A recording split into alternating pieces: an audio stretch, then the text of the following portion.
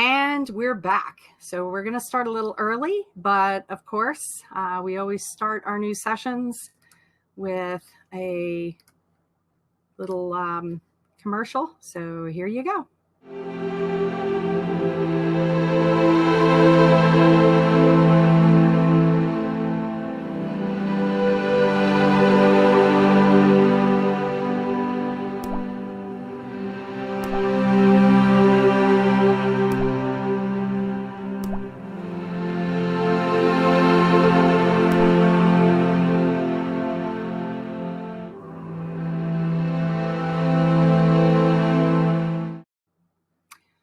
All right. Well, gosh, all these sessions have been so amazing. I don't know about you guys, but I'm just really energized to start this month off with action, not just awareness, but action. And we've certainly got awareness here today, a lot of education. It's been amazing. The next session that we're doing, I'm trying to find my mouse here. Session that we're doing is when we think about domestic violence, we think about it in the home environment. We don't think about it in the workplace environment very often, but it does come to work. It comes to work and presents itself in many different ways, especially now with COVID. As an employee, you're expected to still work at a high performance rate, and you're at home potentially with your abuser. How do you have that sense of professionalism and work through those things when you have someone beating you down, so to speak, in the background? There's legal considerations, but there's also, even when you're at the workplace, there's safety considerations. And so our next two speakers are going to be talking about this. Ayesha Hamilton of Hamilton Law. She's an employment attorney. She is the reason why this is a legally admissible tool that we have at VictimsVoice. It was actually a lunch that Ayesha and I had, and she introduced me to some legal standards, and that was the turning point for me. So I am indebted to Ayesha. Here it is, public, recorded. And Glen Wilson, he and I met through someone else at his company. He is head of HR for Internet Creations. It's a tech company. They work with Salesforce. And Glen is just an amazing HR director. He's very people-centered and very aware of policy and understanding everything, but just, I'm glad to fit these two together on the panel. So Glen, Ayesha, go ahead and turn your cameras and mics on, and let's get you in the room and get this show started. All right. Good afternoon. So you don't need me anymore, so I'm going to let you guys and gals take this. But this is an important topic, and Glen, I'm so excited to be able to present this with you because you're seeing this on the ground level. So, I know that all day you've been talking about the statistics of 1 in 4 women are subject to domestic violence and are victims of domestic violence. 1 in 10 men are experiencing domestic violence in the home. Victims of domestic violence use more than 8 million days collectively of paid leave, right? So this is quite a loss to workplaces. It's a loss in productivity, it's a loss in morale, and it's a financial loss as well. And victims themselves individually use about 137 hours of paid leave and maybe even unpaid leave per year. And if you think about a 2,000-hour work year, that's a 40-hour week. That's a pretty significant matter. So workplaces cannot ignore the fact that one of their employees may be experiencing domestic violence. And so it's, Glen, tell us a little bit about what employees are experiencing when they come in. What is the physical and emotional toll that they are bringing to the workplace? Thank you. Great question. So honestly, I don't think we are dealing with this or seeing this on as much as the statistics are, because we're not talking about it. It's not heard. I've dealt with a lot of things in my HR career, such as taking the phone call from the captain of police with the wife next to her reporting that they found her husband with a single gunshot wound in the bathroom and committed suicide, all the way through to sexual harassment. But domestic violence, we don't talk about. We're just starting to talk about a lot of other sensitive topics, such as infertility and other topics that are so out there and still so raw. But domestic violence, we're not talking about, because it's such a uncomfortable topic. It's such a personal topic. It is one that is so close to home that people aren't comfortable bringing it up. It's the stress on the employees to have to take this burden into work every day and put on a fake face of happiness is a huge toll on them. And not knowing whether they can go to HR and talk to HR or not, and whether this is going to get back to the manager, it's very hard. This is impact on self-esteem, impact on one's personal dignity. At the end of the day, this isn't something you just walk up and talk to somebody about. And so it is very, it's still, it's just not happening in the workplace. And even more so today, you're confined to home. And how many of us are working remote every day? How many of us are now confined in our dwellings that may not be safe dwellings, that we're with partners all the time, who now they can hear every word we're saying. They're part of every conversation. So how do I have these personal one-on-one conversations? And how do you even have such a conversation that's so personal and so hard over a Zoom or over a phone call at the end of the day? And so that's really hard. What it doesn't go away though. It doesn't mean like, hey, everything's great when we go back to the office. That's cool. It's not, because now at the end of the day, that battered employee, their partner knows exactly where they're at every minute of the day during that work day. I'll be honest. How many of us are prepared? I'm not on a regular basis and need to be better and being prepared of making sure our team knows to make sure to alert somebody, an employee, before telling their whereabouts to somebody over the phone. Do we just give a whereabouts away when somebody calls in and say, hey, I was wondering if Jane's in the office today, and making sure, do you ask why? Do you search the database? Do you see if they're a customer? Do you know who they are and why they're asking this information? And if you don't know, never give it out. And explaining that the impacts of domestic violence could really follow this person into the parking lot, into the office at the end of the day. And we don't think that way because we don't talk about it on a regular basis. We don't think about that stigma that people are living through on a day-to-day basis. Jane, Glenn, what do you think about are some of the concerns that employees might have in actually talking freely to an employer or to their HR department or even their manager about what they're experiencing at home? What are they scared of? I mean, I think it starts with embarrassment. Embarrassment of how am I in this situation? Thinking that they did something. They made this choice. They brought it upon themselves, which is we all know that that's not the case, but we also know that this is what people are feeling, and so there's that level of embarrassment and indignity. How are you going to judge them if someone has this much going on in their life? Do I start judging their work productivity? Is this not somebody that we want on the job? Is this not somebody that we want in the office? Are we going to have problems coming into the office? So they have all these concerns of, are people going to see this as, oh, I'm just a problem case. I just have baggage so I'm going to bring with me. They have these concerns that now that their job is on the line because people are seeing this as an issue rather than an opportunity to support somebody and help them through a situation. We don't.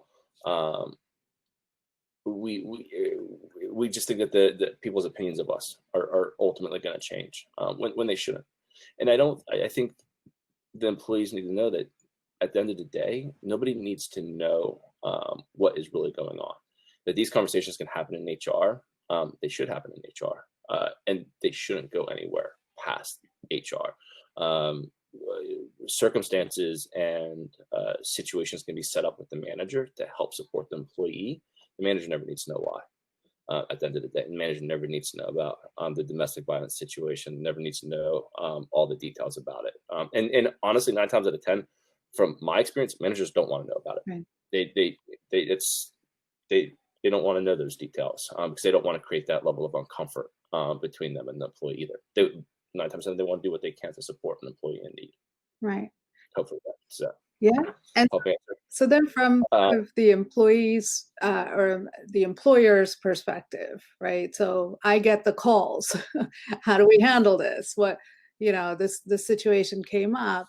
And my advice to all companies, right? This is whether or not you've had a domestic violence situation come up in HR, whether or not, you should always have provisions in your employee handbook that provide a domestic violence policy, right? That provides for confidentiality for the employee, that provides a safe space.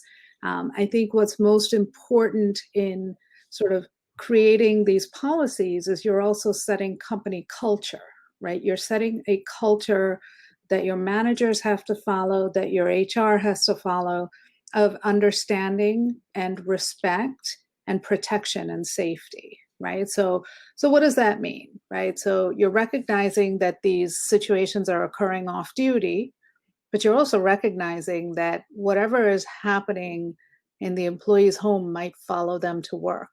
So you as an employer have an obligation to maintain a safe space, both for your employee, but other employees too. I've had calls where, it's a small dentist's office that said the employee's husband came to the workplace, had to be forcibly removed from the workplace, continued to be belligerent outside in the parking lot. So you have to have policies that address this, right? You have to make sure you have a security contingency plan in place.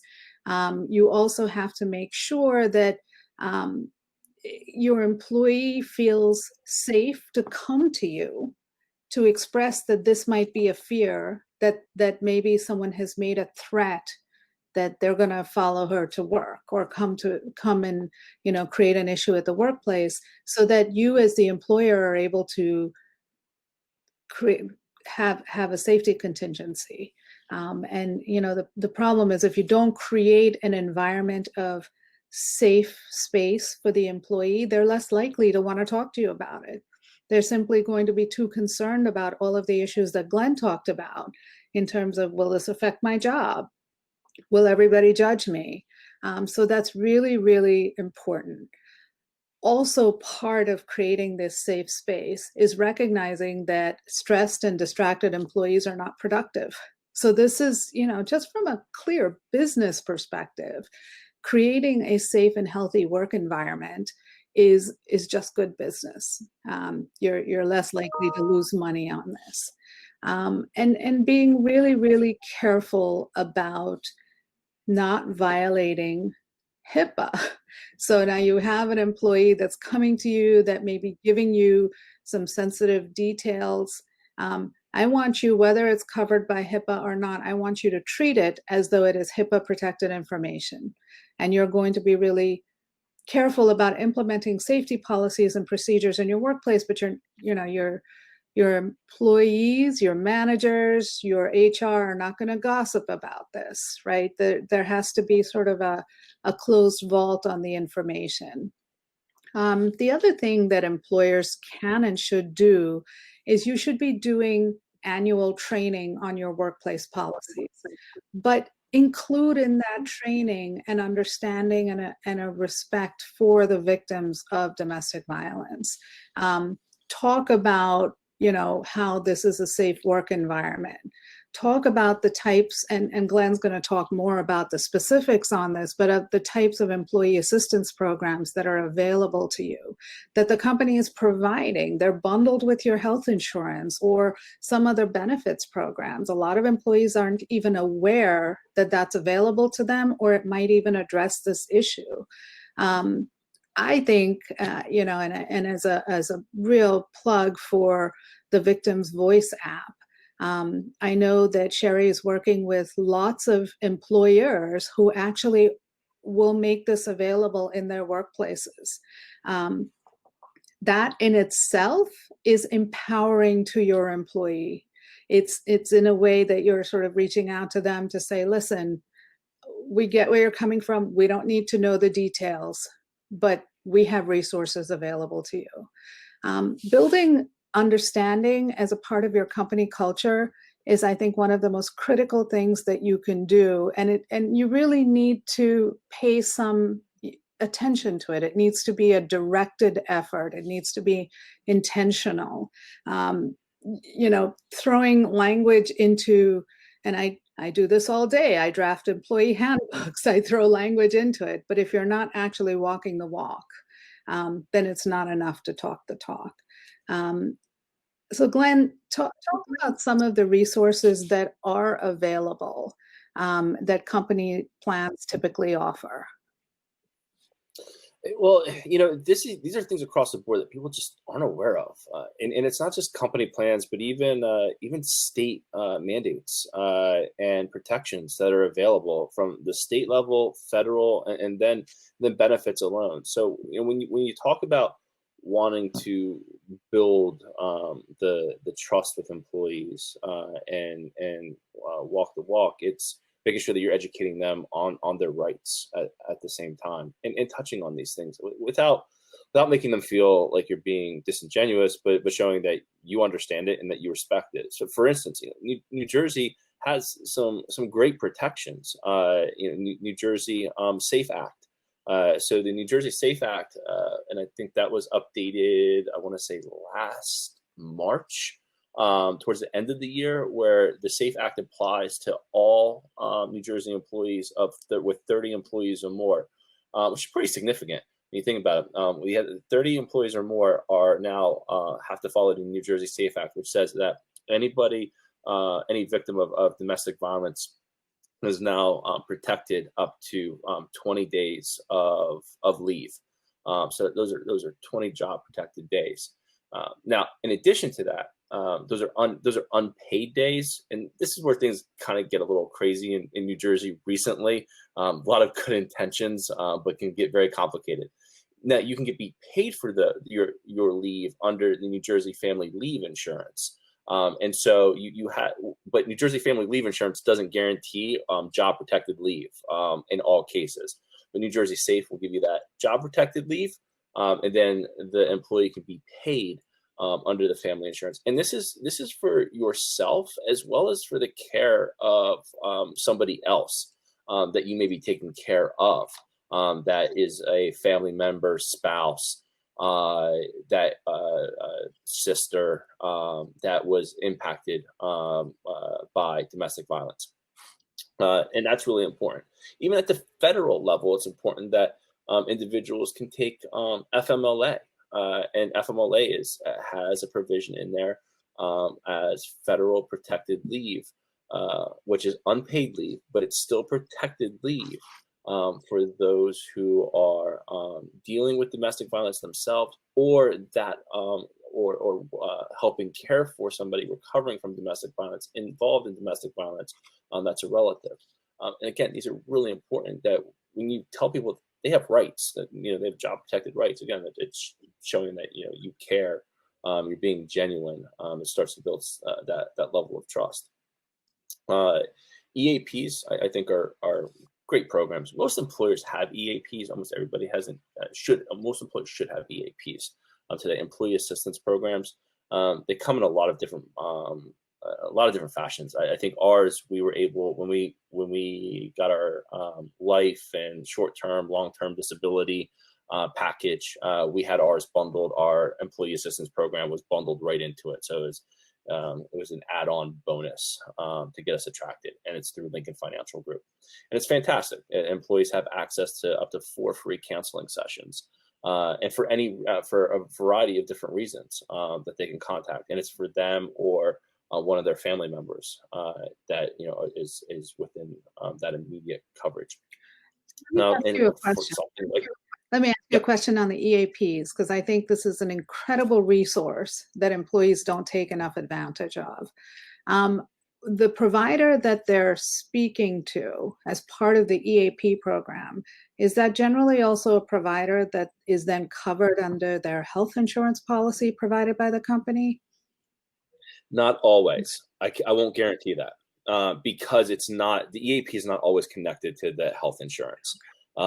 It could be separate. So for like in this case, it's our short-term, long-term disability plus dental. We use Lincoln Financial for those areas, and then we got the EAP with them. So they had a really good network. In this area, when you're looking for the EAP, you want to have a good network of people who are active within that program. For us, we have groups in Texas and New Jersey, so we want to make sure we have good coverage, good participants, people that were going to be available, good ratings, and these are folks that are going to pick up the phone, and they'll do over the phone calls and consultations, and it's a good way to kind of help.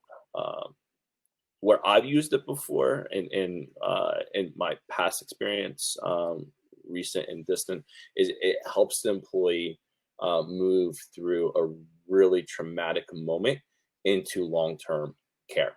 So when they're in that moment, you're talking to them, you're literally talking them off the bridge. But you've really come up against your training in your space. The EAP is that next step to get them to a professional who can provide them good sound counseling, third-party advice, and then get them into a long-term care solution, which then moves into your medical coverage, which medical coverage provides great counseling options. Right. And you can find your covered doctors. And today we forget that, this isn't talked about enough either.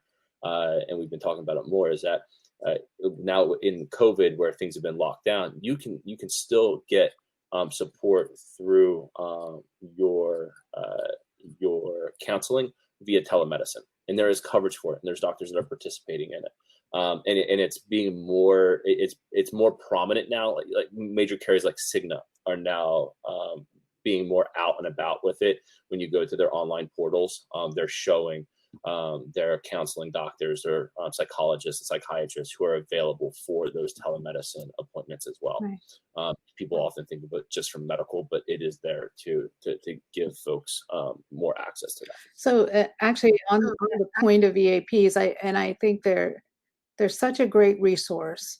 One of the EAP providers that I've met through networking will actually do things like, and this was pre-COVID, right? Organize a lunchtime walk, right? Of a group of employees, maybe to talk about a particular area. So if it was a grief counseling group or a divorce group, and you could work this issue into it, though it's likely to be more one-on-one if it's something as private and as sensitive as domestic violence. But it's really worth checking with your company benefits program to make, to see what you have available to you.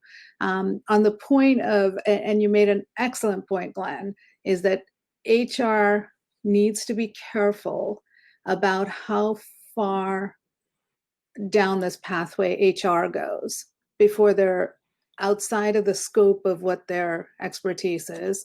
And you want to be careful about advice and counseling that you might provide that some way is going to come back with liability on the company. And so sort of there comes a point where HR can be an incredible resource to the employee to say, I'm going to hand you off to, this great resource. Here's what we can provide at the company, but here's who you should connect with and speak with.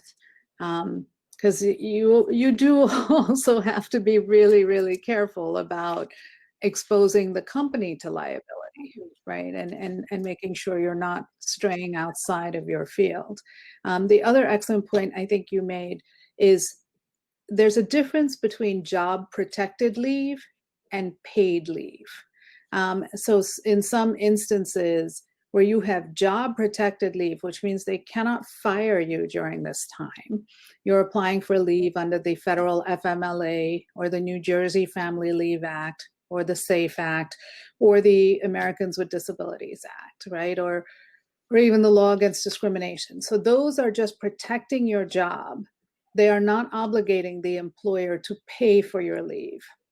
Your paid leave comes through if you have an AFLAC type of policy, or you have paid vacation days or sick leave that you're going to use, or the New Jersey Family Leave Insurance, or state temporary disability or permanent disability benefits. So you have to be really careful when you're looking at what you need as an employee, and don't, because a lot of employees get confused between what is job protected leave and what is paid leave. So always make sure you're making the distinction, because you have a lot of job protected leave available to you, but very little of it may be paid leave. And so in domestic violence situations, especially if you're looking to leave the house, right? You're looking to seek safe haven and be out. You're also looking at increased expenses that you may not have planned for in the past. And so, make sure you're sort of getting your ducks in a row on that aspect as well. A lot of this information is available on large company HR portals. A quick discussion with your HR representative, maybe in consultation with your EAP representative, who can guide you on how to have that conversation with HR as well, and how to seek sort of a safe space. But these are really, I think you raised excellent points, Glenn. And the EAP is confidential too. The group walk idea is a different idea. I've never heard that before, quite honestly, because the whole time I've pitched EAPs, and the value of EAPs to the customer or to the employee is that those calls are private, they're confidential. We don't even know if the call is ever made. We have no clue as an employer. Once that phone is dialed, the information is given, it's done. The only time I've ever known that an employee is called the EAP is on the positive side of things, when an employee comes back and says, "Thank you, I needed that. That was really helpful," and getting positive feedback that we have good vendors. But that's the only time that we ever hear about it. So it's important that that employees recognize that. Are there other issues we should be aware of though as employers, and concerns or liabilities that we should continue to protect ourselves from? Because human nature, my belief is that, and the managers I work with, they want to help, they want to do something, they want to take action. So then but should we be careful? What do we have to be careful of? So the biggest thing is training your staff. So it's top-down leadership, right? You're training your management team, who are then training their managers, who are then making sure that the employees are getting the information they need to get. But a big part of what I tell senior executives that I'm coaching is you need to think about this in the context of, it's an ADA covered issue, right? So the fact is, the employee is seeking leave because of a domestic violence, domestic relations type of issue, but it's resulted in a physical impact to them and an emotional impact to them. So you need to follow the ADA rules. You need to respect HIPAA confidentiality. You need to look at, what is the reason the employee is asking for leave? It's not because of the domestic violence, it's the injury, it's the recovery, it's the hospital stay. So make sure you're following the ADA rules, and make sure that you're training your managers and employees on these rules. Also, just like with the ADA, you are very limited in what you can ask an employee about. So boy, please do not say to an employee, boy, you have some visible signs of bruising. Are you being hurt at home? You can't put an employee in that situation, but the way to handle that really is to make sure that the information that they need to seek safe haven, or they need to feel protected in the workplace, is available to them. So whether it's a display that shows the VictimsVoice app, whether it's information about organizations that provide safe haven, whether it's even sponsoring organizations and companies like VictimsVoice that support domestic violence initiatives. That is sending a message to your employees that, look, I have resources here. Even if home isn't safe, work is safe for me. You cannot inquire about that situation that you're suspecting is happening with coworkers. So don't go over to Bob and say, listen, Jill looks a little rattled today. Is everything okay? You can't do that. You don't want to also create a culture of gossip, right? So you've got to be really careful about respecting people's privacy. I think it's really important that you train your managerial staff on potentially being able to recognize the signs of domestic violence, and then how you as a company want them to address that. So just because they recognize that somebody is taking a lot of leave, appears to have visible injuries, appears to have had hospitalizations, may have even made comments about it, they need to come back to HR for guidance on that. They should not be addressing the issue directly with the employee. I think you have to be very, very careful, because regardless of the size of the employer, you are in you still have an OSHA obligation to maintain a safe and healthy workspace.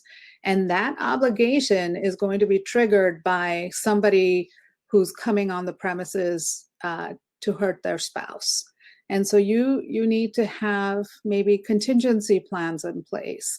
If your employee comes to you and mentions that they might be experiencing domestic violence, or that they have some threat, that they have a stalker, that somebody is coming to the workplace, you should have a contingency plan in place with the local police department.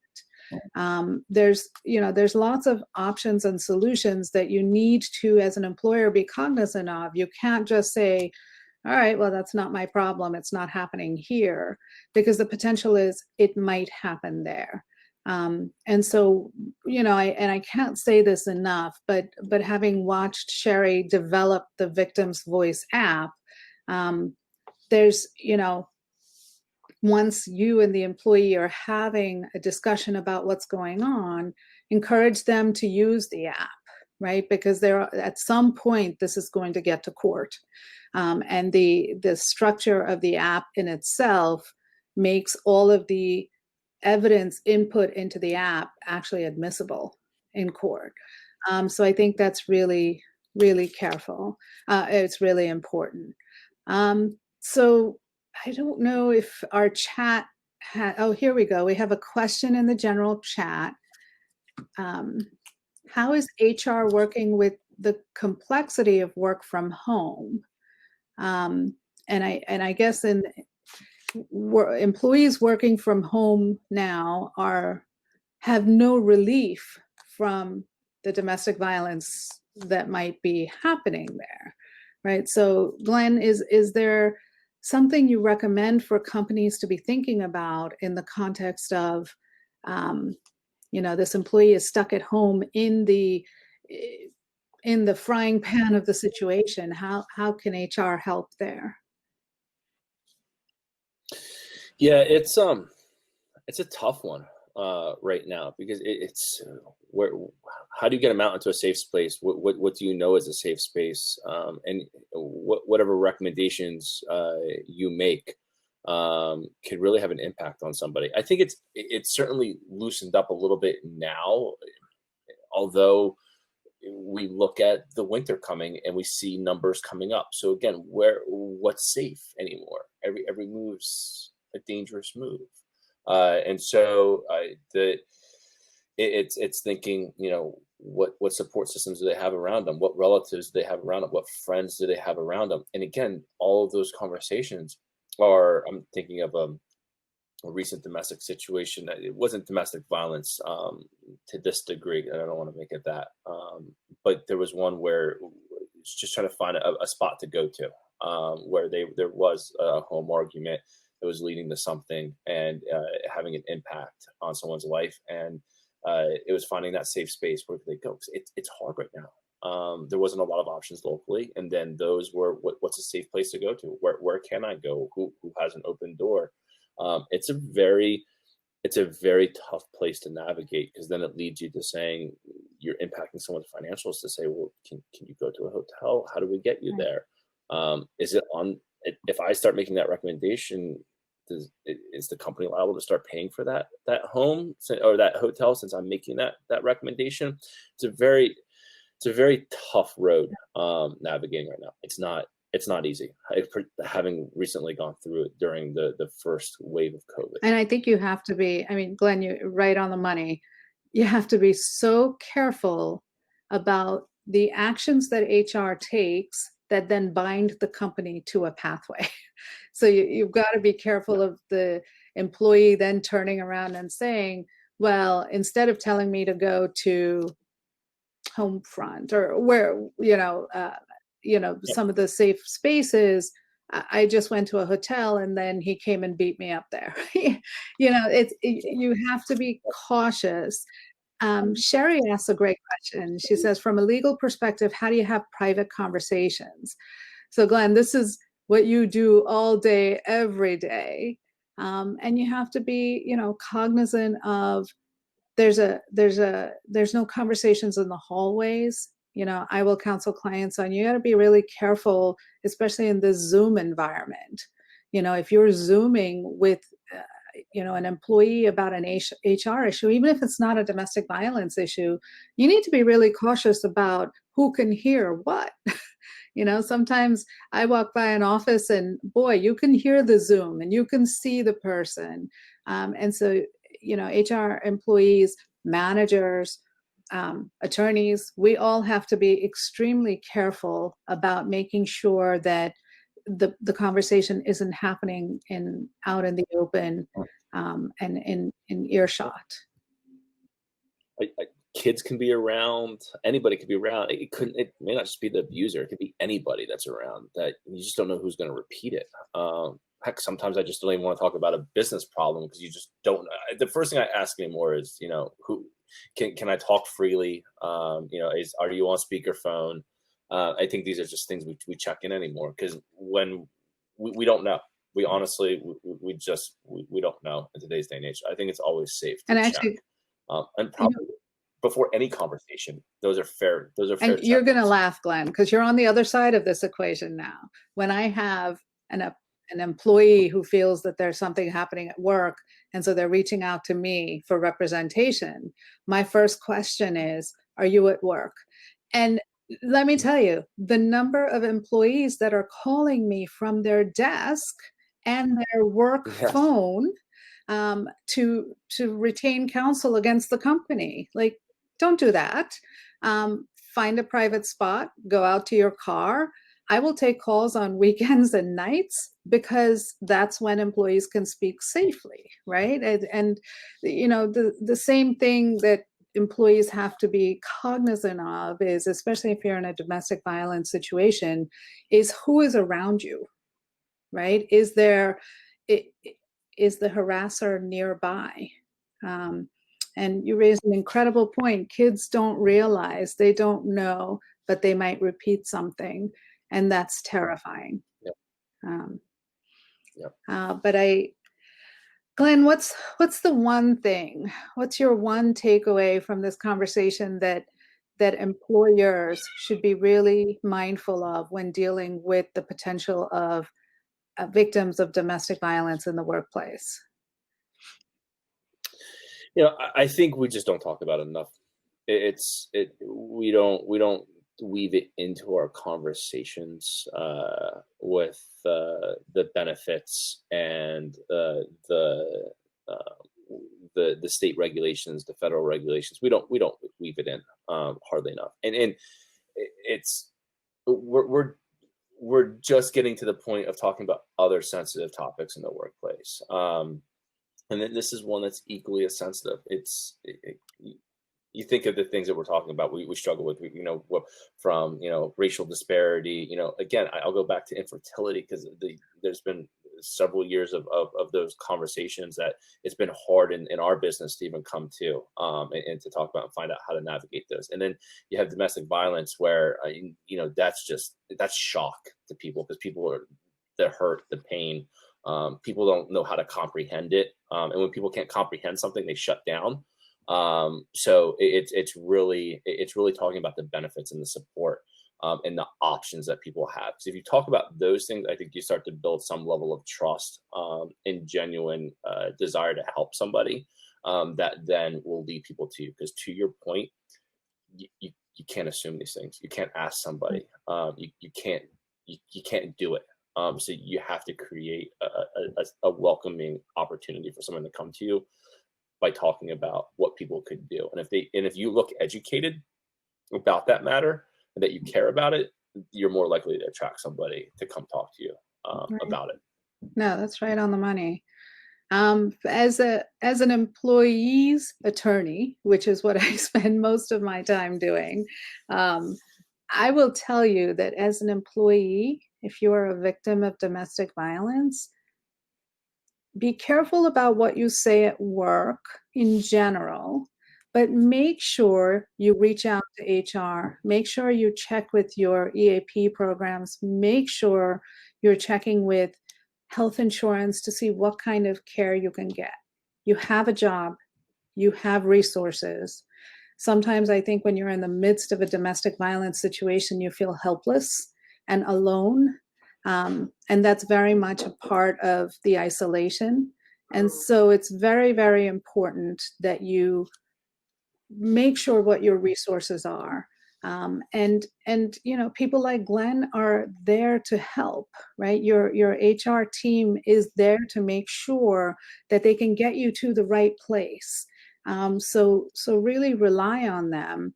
And I think it's fantastic that most large companies will offer the resources you need to at least begin your treatment, to begin to get help.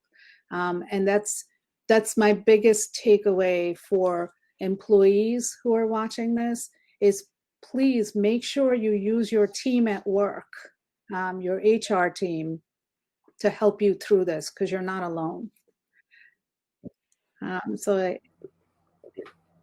I think that's all from us. Wow. Thank you so much. It is a really complex situation. One thing that came up when you guys were talking, especially around, education and training, and I thought about all the active shooter trainings that my daughter goes through with school.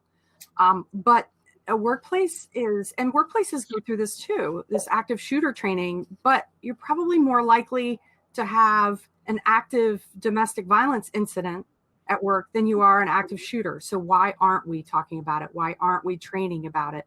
Why aren't we having those open training conversations? So thank you, Ayesha. Thank you, Glen. You guys are magnificent, and I really appreciate it. Thanks for having us. All right.